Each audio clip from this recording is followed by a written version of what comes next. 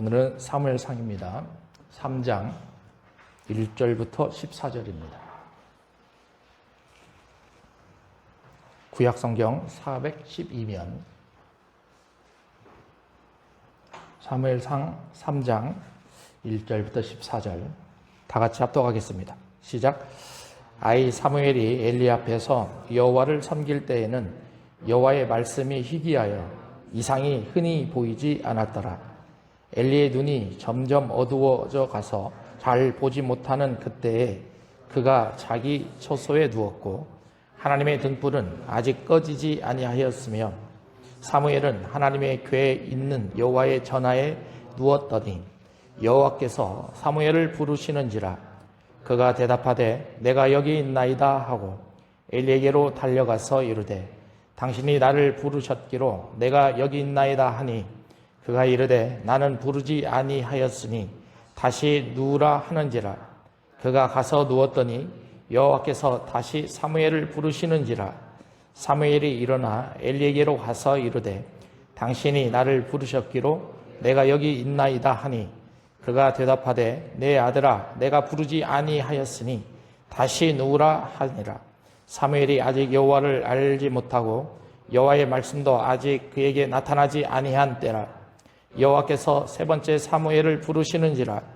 그가 일어나 엘리에게로 가서 이르되 당신이 나를 부르셨기로 내가 여기 있나이다 하니 엘리가 여호와께서 이 아이를 부르신 줄을 깨닫고 엘리가 사무엘에게 이르되 가서 누웠다가 그가 너를 부르시거든 내가 말하기를 여호와여 말씀하옵소서 주의 종이 듣겠나이다 하리라 하니 이에 사무엘이 가서 자기 처소에 누우니라.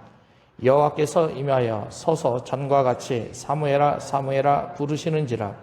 사무엘이 이르되 말씀하옵소서 주의 종이 듣겠나이다 하니 여호와께서 사무엘에게 이르시되 보라 내가 이스라엘 중에 한 일을 행하리니 그것을 듣는 자마다 두 귀가 울리리라.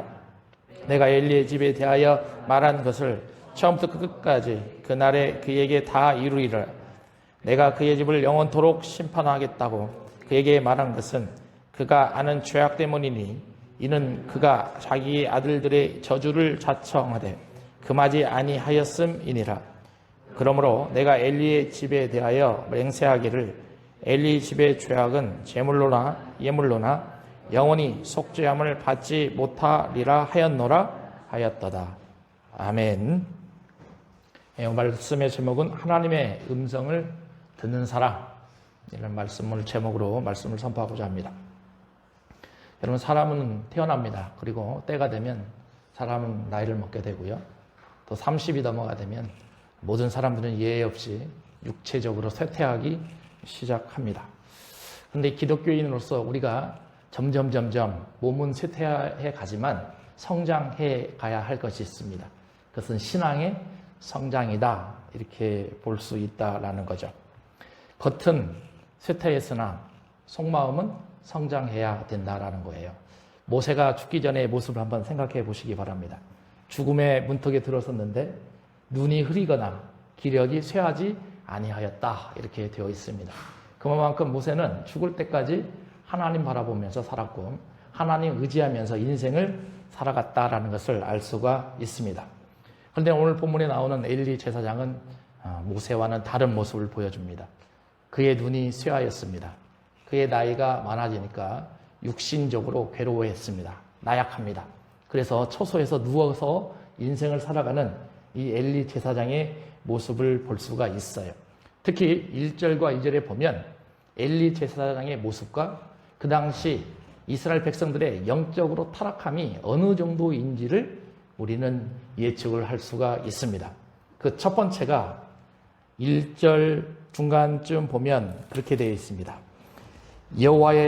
여호와를 섬길 때 여호와의 말씀이 희귀하였다, 이렇게 되어 있어요. 그러니까 여호와의 말씀이 희귀하였다라는 것을 조금 더 분석을 해볼 필요가 있어요. 여기 희귀하다라는 말은 프레셔스입니다. 귀하다, 귀중하다. 그런데 여호와의 말씀이 귀중했는데 왜 희귀하다라고 표현을 했을까요? 조금 더 분석을 해봐야죠. 이 프레셔스라는 단어는 보석에 쓰이는 단어예요. 보석의 가치가 어느 정도인지를 분석을 할 때 쓰는 단어가 이 단어입니다. 그러니까 보석이 참 아름답고 소중하면 참 가치가 있다. 그런데 이스라엘 백성들에게 지금 이 말씀에 대해서 얼마만큼 가치가 있는가에 대해서 이 저자가 표현을 하고 있는데, 이상하게 그 당시에 하나님의 말씀은 희귀하였다, 이렇게 표현이 됩니다. 그 말씀이 뭐냐면, 여호와의 말씀은요, 여러분 생각을 한번 해보세요. 우리가 인생을 살아가는데 정말 어렵고 낙심될 때 하나님의 말씀이 내 안에 들어오면 그 생수와 같은 역할을 해주는 게 하나님의 말씀이에요. 아마 여기 앉아 계시는 분들이 이 말씀이 무엇인지 아실 겁니다. 그리고 낙담하고 좌절할 때 하나님이 주시는 이 말씀을 통해서 내가 다시 일어설 수 있는 힘을 갖게 되는 것이 하나님의 말씀입니다. 그런데 놀라운 것입니다. 시간이 지나면서 이스라엘 백성들은 말씀이 점점 사라져갑니다. 말씀이 점점 사라져가면 하나님의 사람이라면 더욱더 하나님의 말씀을 갈급해야 합니다. 그리고 더욱더 하나님의 말씀을 의존해야 되고 찾는 것이 인지상정입니다. 그런데 이스라엘에 이것이 없어졌어요. 이스라엘에 이것이 없어졌어요. 그리고 이 사람들은요, 계속 왕을 구합니다. 하나님이 왕이십니다. 그런데 정치적으로 우리에게 왕이 필요하다.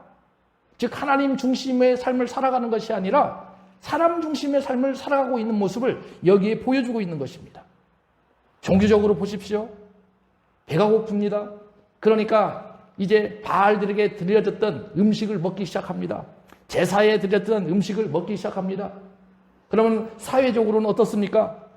이제 사회적으로는요, 굉장히 혼란스러운 재물을 탐하기 시작한다는 거죠.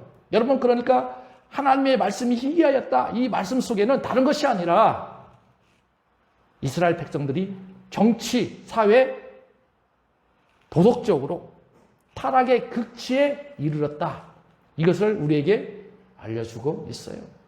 여러분, 저는 오늘 말씀을 보면서 이야, 오늘날 우리나라의 모습과 굉장히 유사하다, 이런 생각이 들었어요. 두 번째 단어는요, 이상이 보이지 아니하였다, 이렇게 되어 있습니다. 성경을 처음 읽는 사람들은 이 말씀이 뭔지를 잘 몰라요.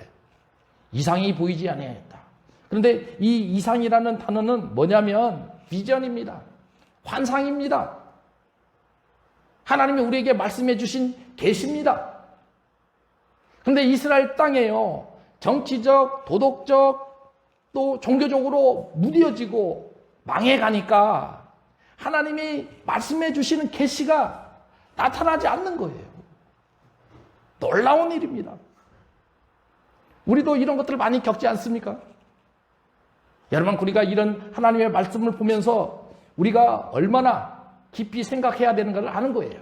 그러니까 하나님의 계시가 무뎌지고 이스라엘 온 땅에 나타나지 않았다는 것은 영적으로도 이스라엘 백성은 타락했다.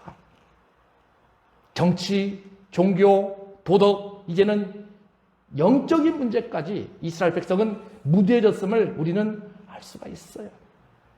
여러분, 마지막 2절이에요. 2절은 같이 읽어봅니다. 시작.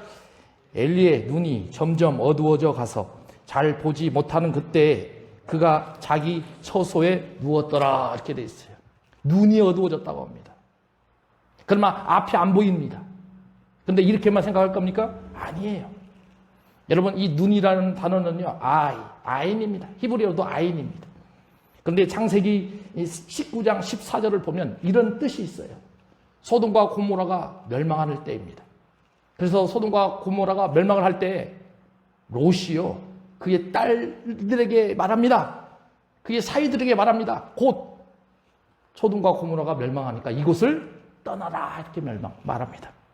근데 그 사위들의 반응이 뭐라고 되어 있냐면, 사위들은 롯의 말을 농담으로 여겼더라, 이렇게 되어 있어요. 똑같은 단어입니다. 다시 말하면 판단력이 무뎌졌어요. 하나님이 말씀해서 더 이상 다가서지 못하고 판단력이 무너지니까 그들의 삶 자체가 하나님 중심에서 사람 중심으로 완전히 변해가고 있는 모습을 우리는 이 세 단어를 보면서 알 수가 있어요. 그런데 엘리의 직분이 뭐예요? 제사장이에요. 이게 중요한 거예요. 제사장이 무너지니까 그냥 제사장 혼자 무너지는 게 아니라 이스라엘에 있는 모든 백성들이 무너져가기 시작했다라는 것입니다. 얼마나 무서운 일입니까? 여러분, 이것을 오늘날 우리에게 적용을 시켜보자라는 거예요. 교회에 있는 리더들이 무너지기 시작하면 우리나라도 무너집니다. 교회에 있는 리더들이 하나님 말씀에서 벗어나기 시작하면 우리나라도 하나님의 말씀에서 벗어질 수밖에 없어요. 이것을 우리가 깊이 생각해야 된다라는 거예요. 얼마나 중요한 것인지를 우리는 다시 한번 생각을 해야 됩니다. 여러분, 다시 한번 강조합니다. 3장 1절과 2절을 보니까 하나님께서 이스라엘 향해서 외칩니다. 너희는 말씀이 희귀해졌다. 너희는 하나님 중심으로 살지 않고 사람 중심으로 살아가기 시작했구나. 너희들은 이상이 보이지 않는다. 내가 너희를 향해서 하나님의 말씀을 더 이상 일하지 않겠노라. 얼마나 아픕니까? 그리고 마지막이 뭐예요? 제사장들의 눈이 멀어졌어요. 여러분, 요즘 우리는 만인 제사장이다, 이렇게 표현을 합니다.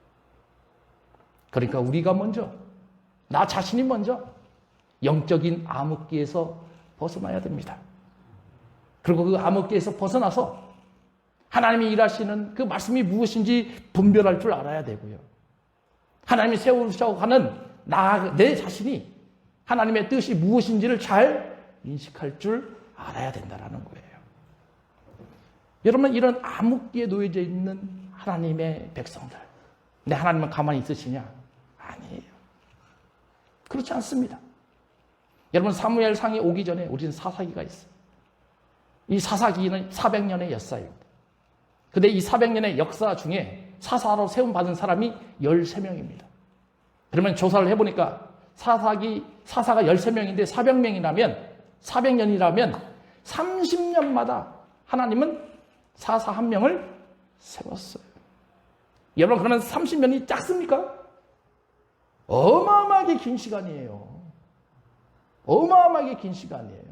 근데 그 30년이라는 시간 동안에 하나님께서 많은 사람을 세운 것이 아니에요.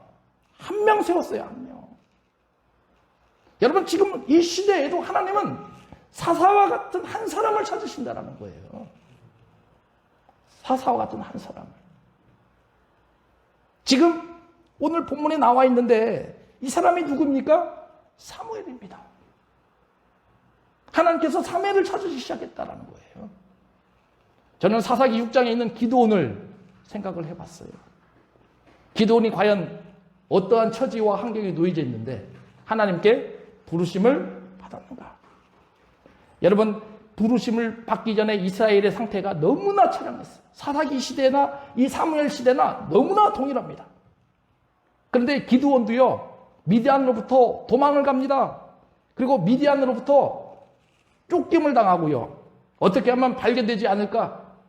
단적인 표현이 추수를 하는데 마당에서 하는 게 아니라 포도즙 틀에서 추수를 하고 있어요. 왜? 들키지 않으려고. 그 말씀의 의미는 도망가고 있다는 거예요. 자기 자신을 숨기고 있다는 것입니다. 그런데 하나님께서 이 기드온을 향해서 하나님의 사람을 보내십니다. 그리고 그 하나님의 사람이 기드온을 향해서 외치는 소리가 있어요. 큰 용사여. 사사기 6장 15절 16절을 같이 읽어봅니다. 같이 읽습니다. 시작. 그러나 기드온이 그에게 대답하되 오 주여, 내가 무엇으로 이스라엘을 구원하리이까? 보소서, 나의 집은 므낫세 중에 극히 약하고 나는 내 아버지 집에서 가장 작은 자니이다 하니 여호와께서 그에게 이르시되 내가 반드시 너와 함께 하리니 내가 미디안 사람 치기를 한 사람을 치듯 하리라 하시니라. 이렇게 되어 있어요. 그러면 기드온 자기 자신도 평가하는 걸 보십시오. 나의 집은 므낫세 중에서 극히 약하다. 아마 우리가 여기에 해당될 겁니다. 나는 내 아버지 집에서 가장 작은 자이다. 그러면 소망이 없어요. 희망도 없고요. 힘도 없고요. 능력도 없어요. 그런데 하나님은 그런 사람에게 하나님의 사람을 보내서 큰 용사여 이렇게 외칩니다. 왜냐? 16절에 나오잖아요. 내가 반드시 너와 함께 하리라. 여러분이 이런 말씀을 들으셔야 돼요. 신앙생활 하면서 그냥 가만히 왔다 갔다 하지 마시고 주님이 나에게 들려주시는 메시지가 무엇인지, 나의 부르심이 무엇인지 인식하셔야 된다는 거예요. 하나님이 그런 사람을 찾으신다라는 거예요. 여러분 오늘 본문에 보니까 하나님이 사무엘을 4번 부릅니다. 사무엘아, 사무엘아. 근데 사무엘이 3번은 알지를 못해요. 근데 사무엘만 모르느냐? 제사장도 몰라요. 제사장이 모른다라는 것은 그만큼 영적으로 무뎌졌다라는 결정적인 증거입니다. 3번째 끝나고 나니까 비로소 제사장이 그래요. 아, 이거 보통 일이 아니구나. 나는 틀림없이 부르지 않았는데 계속 사무엘을 부른다라는 것은 하나님이 사무엘을 부르고 있구나. 그래서 사무엘에게 제사장이 권면하는 겁니다. 다시 부르거든 내가 여기 있나이다. 당신의 말씀을 내가 듣겠나이다. 대답하라. 이렇게 말씀하는 거죠. 여러분, 우리는 여기에서 하나님의 음성을 듣기 위해서 우리는 과연 어떠한 자세를 취해야 되는가? 3가지 정도 찾을 수가 있어요. 깊이 바라보셔야 됩니다. 그 첫 번째가 3절입니다. 3절을 같이 읽습니다. 시작. 하나님의 등불은 아직 꺼지지 아니하였으며 사무엘은 하나님의 궤에 있는 여호와의 전 안에 누웠더니 이렇게 돼 있어요. 여러분, 사무엘이 누워있는 장소를 보십시오. 하나님의 등불은 꺼지지 않았다. 하나님의 등불이 놓여있는 곳은 지성소가 아니라 성소입니다. 그러면 사무엘이 지금 어디에 있어요? 성소에 있어요. 그런데 놀라운 일은 하나님의 궤 앞에 있는 여호와의 전이라고 되어 있습니다. 그러면 법궤는 어디에 놓여져 있냐면 지성소에 놓여져 있어요. 그러면 지성소에 들어갈 수가 없어요. 근데 저자는 이렇게 쓰고 있어요. 왜 이렇게 쓰고 있느냐? 여러분, 사무엘이 성소에서 뭘 하고 있었겠습니까? 하나님의 말씀을 보고 있었어요. 거기서 가만히 있었겠어요? 아니죠. 엘리로부터 제사장 교육을 그렇게 받으면서 매일매일 하나님의 말씀을 묵상하고 있었어요. 2번째, 하나님의 등불이 꺼지지 아니하였다. 등불이 상징하는 게 뭡니까? 등불에서 뭐가 올라옵니까? 연기가 올라와요. 기도했다라는 거예요. 그 어린 사무엘이 그냥 인생을 보내지 않고 날마다 하나님의 전 안에서 하나님의 말씀을 보면서 하나님께 기도하는 삶을 살아갈 때에 하나님께서 그를 부르시기 시작했다라는 거예요. 여러분, 우리도 이래야 됩니다. 그냥 하나님께서 우리를 하나님의 때가 되니까 부르시는 게 아니라 날마다 하나님의 말씀을 묵상하고 날마다 하나님께 기도하는 가운데 하나님의 부르심의 경험을 하셔야 된다는 거예요. 그런데 요즘 우리 주변에 많은 사람들을 보십시오. 내가 하나님께 부름받기 위해서 막 기도원에 가고요. 영적 부흥이 충만한 곳을 막 내가 찾아가고요. 하나님이 나를 찾는 것이 아니라 내가 하나님께 부름받기를 소망하는 우리 현실의 모습을 보는 거죠. 이것이 우리의 현재입니다. 그러나 성경은 그렇게 되어 있지가 않아요. 날마다 하나님 전에 붙어 있으면서 하나님 말씀을 묵상하고 하나님께 기도하는 그 사람에게 하나님은 부르심을 말해준다. 요한복음 5장 39절입니다. 같이 읽습니다. 시작. 너희가 성경에서 영생을 얻는 줄 생각하고 성경을 연구하거니와 이 성경이 곧 내게 대하여 증언하는 것이니라. 보십시오. 예수님께서 제자들에게 말씀하시잖아요. 뭐가 답이다? 뭐가 답이다? 성경이 답이다. 성경이 답이다. 너희가 성경에서 영생을 얻는 줄 생각하지 않니?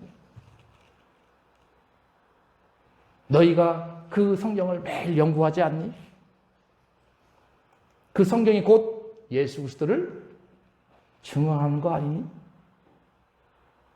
여러분, 그러니 우리의 부르심의 정답은 누구시라?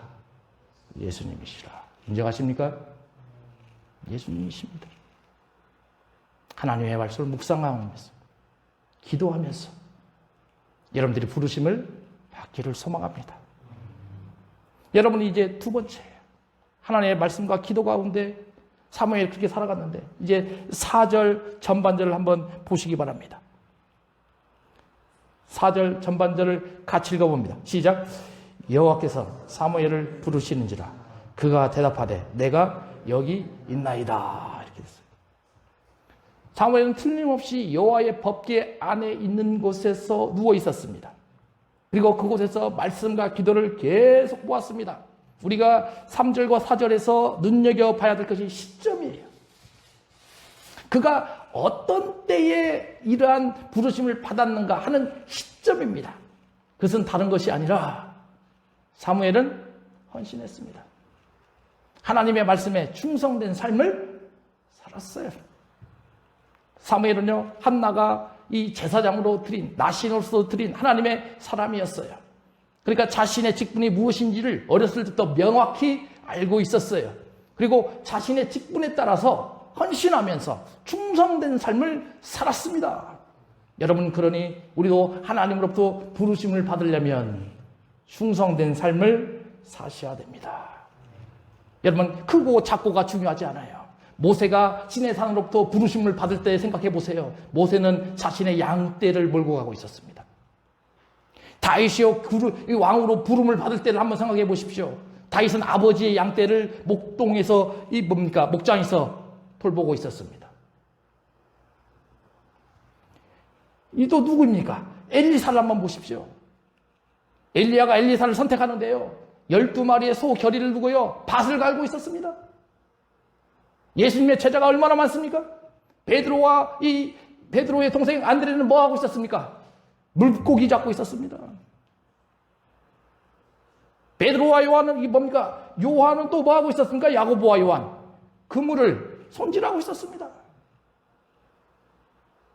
여러분, 이런 것처럼 하나님께서 우리를 부르실 때에는 뭔가 크고 뭔가 화려하고 사람 중심에 볼 때 뭔가 있어 보이는 곳에서 하나님께서 우리를 부르시는 것이 아니라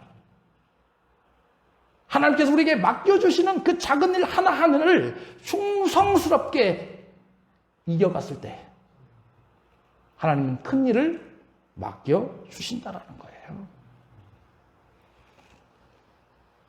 마태복음 25장 23절 같이 읽어봅니다. 시작.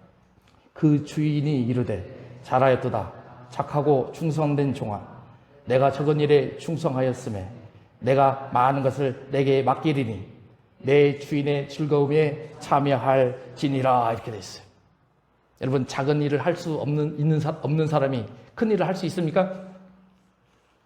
결단코 없습니다. 작은 일을 잘 완수해낼 수 있는 사람이 큰 일을 할 수가 있어요. 여러분, 내 자신에게 맡겨주신 일을 한번 생각해 보십시오. 하나님은 나에게 큰 일, 좋은 일, 영광스러운 일, 빛나는 일을 현재 맡겨주셨습니까? 아니면 나에게 안 좋은 일, 이와 반대되는 일들을 나에게 맡겨주셨습니까? 그러나 그런 일들에 대해서 불평하지 마십시오. 현재 나에게 주어져 있는 그 일을 가장 귀한 것으로 여기시고 그 일을 온전히 충성된 가운데 이겨내십시오. 하나님께서 그런 사람을 선택하시면서 하나님의 일을 맡겨가기 시작하신다라는 겁니다. 여러분들에게 이런 은혜가 있으셨으면 좋겠어요. 여러분들이 충성을 가지고 하나님께 열심을 가지셨으면 좋겠어요. 여러분, 이제 우리 세 번째를 알아봐야 됩니다. 여러분, 이 세 번째는요, 4절 맨 마지막에 나와요. 하나님, 하나님, 내가 여기 있나이다. 사무엘을 부르셨을 때 사무엘이 가만히 있지 않았어요. 하나님, 하나님, 내가 여기 있나이다. 오늘 1절과 14절을 보면 이 말씀이 4번이나 나와요. 하나님, 내가 여기 있나이다. 하나님, 내가 여기 있나이다. 다시 말하면 하나님의 말씀을 들었을 때는 주저함이 없어야 돼요. 즉각적으로 순종하며 하나님의 말씀에 대답할 줄 아셔야 된다라는 것입니다. 여러분, 누가복음 7장에 보면 가버나움의 백부장이 나옵니다. 근데 이 가버나움의 백부장이요, 자신의 종이 죽게 되었어요. 병이 심하게 걸렸습니다. 그런데 예수님이 걸어가신다는 소리를 듣고요, 자신들이 이 가버나움의 백부장이요, 장로들 몇 명을 보냅니다. 예수님께 보냅니다. 그리고 나서 예수님 우리 집에 와서 제발 종을 좀 고쳐주십시오, 이렇게 부탁을 합니다. 그래서 예수님이 그 장로들에게 뭐라고 그러냐면, 내가 그 집에 가리라. 가버나움의 집에 가서 내가 그 아이를 고쳐주리라. 그런데요, 이 백부장이요, 예수님께 말씀을 드립니다. 예수님 그럴 필요 없습니다. 예수님 안 오셔도 됩니다. 그냥 뭐만 하라? 말씀만 해주세요. 현재 있는 곳에서 말씀만 해주세요. 네? 왜냐? 나도 나야의 수하에 있는 사람입니다. 백부장이니까. 황제 밑에 있는 사람이잖아요. 근데 내 밑에도 종들이 있습니다. 그 종들에게 내가 좌로 가라 하면 그도 좌로 가고, 우로 가라 하면 우로 갑니다. 다시 말하면 내 말에 순종한다라는 거죠. 여러분, 이 사건이 있기 전에 누가복음 6장에 보면요, 제자들이 이 호수를 건너가는데 풍랑이 일어납니다. 근데 풍랑이 일어날 때 예수님이 뭐라고 하시냐면, 물결 보고 호되게 뭐라고 합니다? 잔잔하라. 그러니까 물결이 어때요? 잔잔해져요. 다시 말하면 자연도 예수님의 말씀에 순종해. 그렇다면 이 병들도 예수님이 말씀만 하게 된다면 이 병들도 어떻게 된다라는 거예요? 순종한다라는 거예요. 하물며 우리도 자연과 병들조차도 순종하게 되는데, 신앙인으로서 삶을 살고 있는 우리도 이런 순종의 자세를 갖춰야 된다는 겁니다. 여러분들이 이런 순종을 갖추셨으면 좋겠어요. 고린도전서 9장 24절 25절을 같이 읽어봅니다. 시작. 운동장에서 다름질하는 자들이 다 달릴지라도 오직 상을 받는 사람은 한 사람인 줄을 너희가 알지 못하느냐. 너희도 상을 받도록 이와 같이 다름질하라. 이기기를 다툰 자마다 모든 일에 절제하나니 그들은 썩을 승리자의 관을 얻고자 하되 우리는 썩지 아니할 것을 얻고자 하노라. 이렇게 돼 있어요. 여러분, 제가 언더라인 쳐놨습니다. 너희도 상을 받도록 이와 같이 다름질하라. 인생은 경기라라는 거예요. 경주자라는 것입니다. 근데 그 경주자에서 승리의 삶을, 면류관을 받기 위해서 너희들이 해야 할 일들이 뭐냐? 빨간색으로 쳐놨죠. 모든 일에 절제하라라는 거예요. 여러분들 이렇게 하셔야 됩니다. 26절, 27절 같이 읽어봅니다. 시작.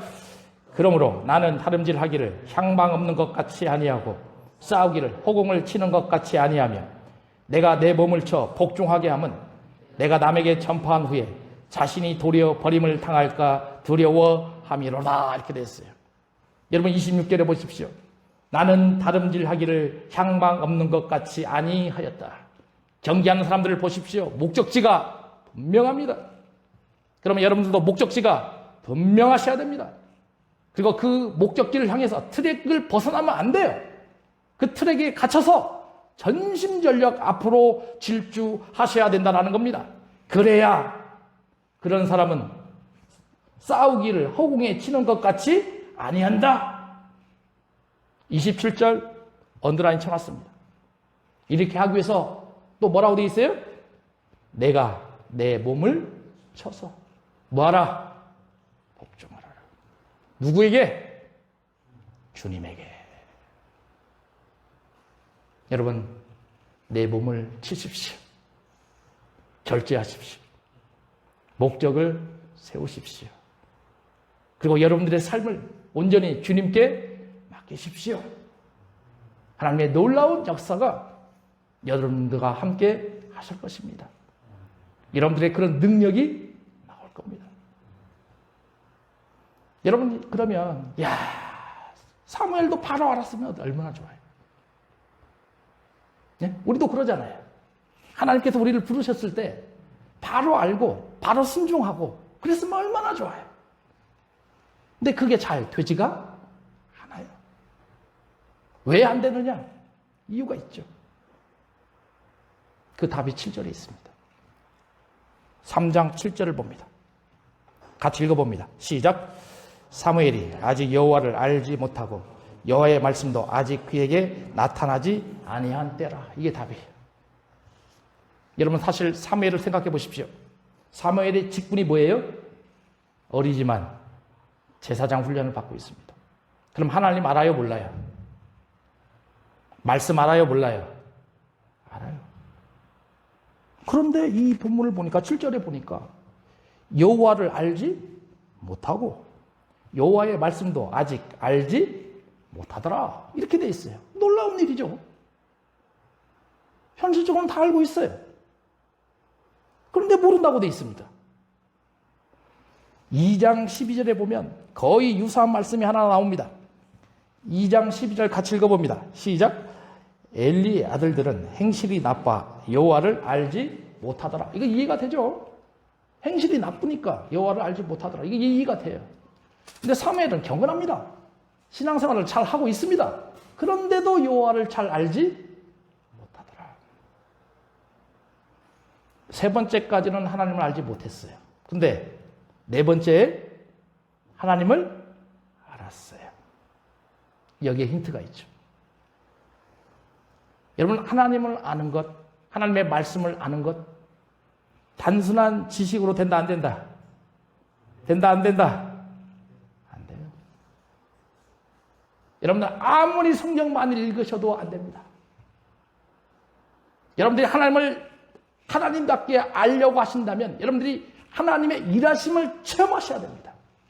인격적으로 하나님을 만났을 때에 진정한 하나님을 만나게 되는 거예요. 여러분 그러니 어떤 분이 말씀하셨어요. 내 인생에 스파크가 있어야 된대요. 스파크가 있어야 된대요. 그 스파크가 뭐냐? 바로 하나님을 만나는 결정적인 사건이 있어야 된다는 거예요. 그래야 하나님께서 그 사람을 인도해 가시고 하나님이 나를 부르시는 것을 알 수 있다라는 거예요. 여러분들이 이런 은혜가 있었으면 좋겠어요. 여러분 단순한 지식으로 신앙생활 하지 마십시오. 인격적으로 하나님을 만나시고 전인격적으로 신앙생활을 하셔야 됩니다. 그래야 그런 분들이요 하나님으로부터 쓰임을 받을 수가 있어요. 시편 105편 17절 19절 같이 읽어봅니다. 시작. 그가 한 사람을 앞서 보내셨으며 요셉이 종으로 팔렸도다. 그의 발은 착고를 차고 그의 몸은 쇠사슬에 매였으니 곧 여호와의 말씀이 응할 때까지라. 그의 말씀이 그를 단련하였도다. 요셉을 두고 하는 말입니다. 요셉을 두고 하는 말입니다. 하나님께서 이스라엘 땅에 기근과 또 뭐예요? 비가 오는 걸 뭐라고 그래요? 비가 안 오는 거. 가뭄을 주셨습니다. 그런데 하나님께서 야곱 가정을 돌보시기를 원하셨습니다. 왜냐? 하나님께서 아브라함에게 주셨던 언약을 지켜가기 위해서. 더 이상 이스라엘 땅이 살기 너무 어려워요. 당시 학자들을 연구해 보니까 이스라엘 땅에는 가뭄과 기근만 있는 것이 아니었다. 수많은 전쟁이 있었다. 그러면 전쟁이 있었다면 야곱 가족이 거기에서 온전히 자신의 가정을 보호할 수가 없었어요. 그래서 하나님이 선택한 방법이 뭐냐? 애굽으로 피신하는 거예요. 예수님도 보십시오. 났을 때 다 죽이라고 하잖아요. 그러니까 하나님 방법이 뭐예요? 애굽으로 피신시켰어요. 동일합니다. 그런데 애굽으로 피신하려면 온전히 그곳에서 정착할 줄 알아야죠. 안전성이 보장이 돼야 됩니다. 그런데 그 안전성을 보장시키기 위해서 하나님이 선택한 사람이 누구라? 요셉이었어요. 요셉이었습니다. 근데 요셉이 처음부터 그걸 알았어요? 몰랐어요. 그 대답이 이거예요. 그가 한 사람을 보내셨으며 요셉이 종으로 팔렸도다. 그러니까 요셉이 종으로 팔렸을 때 얼마나 마음이 아팠겠어요. 그리고 그의 발은 착고로 차고 그의 몸은 쇠사슬에 매였도다. 하나님께서 나를 선택해 주셔서 하나님께서 나를 인도해 주시고 부르심이 있다고 하면서 내 앞에 놓여져 있는 감옥살이밖에 안 돼. 하나님의 일하심이 나타나지가 않아요. 얼마나 힘들고 어렵겠습니까? 그러면 요셉이 무슨 생각을 하겠어요? 하나님, 내가 언제까지 이 생활을 해야 됩니까? 하나님, 나 언제 하나님이 나를 사용하십니까? 그런 생각 안 하겠어요? 근데 하나님이 19절에서 말씀해 주시는 거예요. 여호와의 말씀이 응할 때까지라. 여러분, 우리도 이래야 됩니다. 우리 언제 하나님께 사용받습니까? 내가 결정하는 문제가 아니에요. 하나님이 말씀해 주실 때까지 인내함고 참고 그 길을 걸어가셔야 된다라는 거예요. 그래서 요셉이 이걸 안 거예요. 창세기 45장 7절 8절에 정확히 되어 있습니다. 같이 읽어봅니다. 시작. 하나님이 큰 구원으로 당신들의 생명을 보존하고 당신들의 후손을 세상에 두시려고 나를 당신들보다 먼저 보내셨나니 그런즉 나를 이리로 보낸 이는 당신들이 아니요 하나님이시라. 하나님이 나를 바로에게 아버지로 삼으시고 그 온 집의 주로 삼으시며 애굽 온 땅의 통치자로 삼으셨나이다. 아멘. 이 말씀에는 요셉이 처음부터 하나님을 인격적으로 물론 만날 수도 있죠. 그러나 하나님의 뜻이 분명히 무엇인지를 알게 된 것은 애굽의 총리가 되었습니다. 그러면 거의 10년 만에 하나님의 뜻이 무엇인지를 안 거예요. 그럼 저는 이 말씀 준비할 때 그런 생각이 들더라고요. 요셉도 정말 하나님의 인격적인 만남은 이때였구나. 이게 생각이 딱 드는 거죠. 여러분, 그러니 우리도 이 요셉과 또 이 사무엘과 같이요. 우리를 부르시는 하나님의 그 말씀. 나는 잘 모르지. 왜? 그렇다고 해서 좌절하지 마십시오. 요셉도 몇 년 걸렸어요? 10년. 우리도 이럴 때가 있을 것입니다. 그러나 중요한 것은 사무엘처럼 건강하게 하나님 말씀 보면서 기도하면서 나에게 주셨던 그 직분을 충실하게 감당하면서 그 일을 계속 진행해 나갈 때에 하나님께서 우리를 부르실 때 주님, 내가 여기 있다 라고 고백할 수 있을 것입니다. 여러분들에게 이런 은혜가 있으시길 소망합니다. 기도하겠습니다. 아버지 하나님, 은혜를 감사합니다. 하나님께서 사무엘을 부르셨습니다. 어두운 암흑기에 하나님은 이제 하나님의 뜻에 맞는, 하나님의 생각에 맞는 사람을 세우기를 원하셨습니다. 이제 새로운 제사장을 세워 가십니다. 하나님께서 부르십니다. 아버지 하나님, 우리도 이제 주님께서 합당한 제사장으로 세우심을 받았으니 아버지 하나님, 우리가 하나님의 뜻이 무엇인지 분별하고 신앙생활을 할 수 있도록 인도하여 주시옵소서. 늘 하나님이 우리와 동행하여 주셔서 하나님의 놀라우신 은혜의 역사를 경험하게 하여 주시옵소서. 이 모든 말씀을 우리를 구원해 주신 예수님의 이름으로 기도하옵나이다.